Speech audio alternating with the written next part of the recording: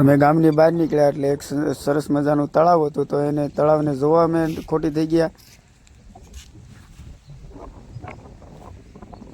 ત્યાર પછી અમે ગાડી શરૂ કરીને ચાલતા થઈ ગયા, એટલે અમને રસ્તામાં રોજડા જોવા મળી ગયા, જે વન્ય પ્રાણીઓ કહેવાય છે, કે જે મજાના આંટા મારી રહ્યા હતા અને સરી રહ્યા હતા, અને આવી ગયા માતાજીના મંદિરે। મિત્રો, તમે જોઈ શકો છો કે આપણે મેલડીમાના મંદિરે દર્શન કરવા આવી ગયા છીએ, પણ અહીંયા શ્રદ્ધાળુઓ દર્શન પણ કરે છે। તો આપણે એની પાસે જઈને માતાજીનું કંઈક ઇતિહાસ પૂછીએ કે આ ક્યાં આવેલું છે, કઈ જગ્યા ઉપર છે, અને માતાજીનો ઇતિહાસ શું છે। જય મા મેલડી। પહેલાં આપણે માતાજીના દર્શન કરી લઈએ।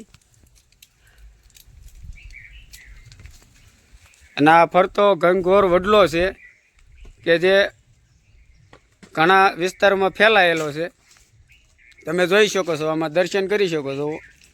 અને આપણે આ ભાઈને અહીંયા ડુંગરની રાથળી કે જે આપણે પાલીતાણાથી 18થી 20 કિલોમીટર થાય આવવામાં, અને ત્યાંથી અંદર આવવામાં 2 કિલોમીટર, એટલે આ ભાઈ પણ પૂરેપૂરું સરનામું કંઈક માતાજી વિશે આપણે જાણીએ। તો મોટા ભાઈ, આપણે આ માતાજીની વિશે કાંઈક એવી વાતો કહો કે જે આપણને અહીંયા ખ્યાલ પડે કે માતાજી અહીંયા બેઠા છે, શ્રદ્ધાળુ હોય કયા સમયે ક્યારે દર્શન કરવા આવે છે।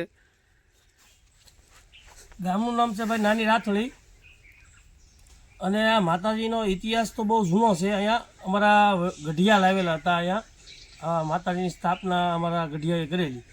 મૂળ માતાજીનું સ્થાનક તણસા પીપળાવાળા મેરડીમાં સાટિયા પરિવારનો મઢ, ત્યાંથી આ માતાજીનું સ્થાનક આવેલું છે।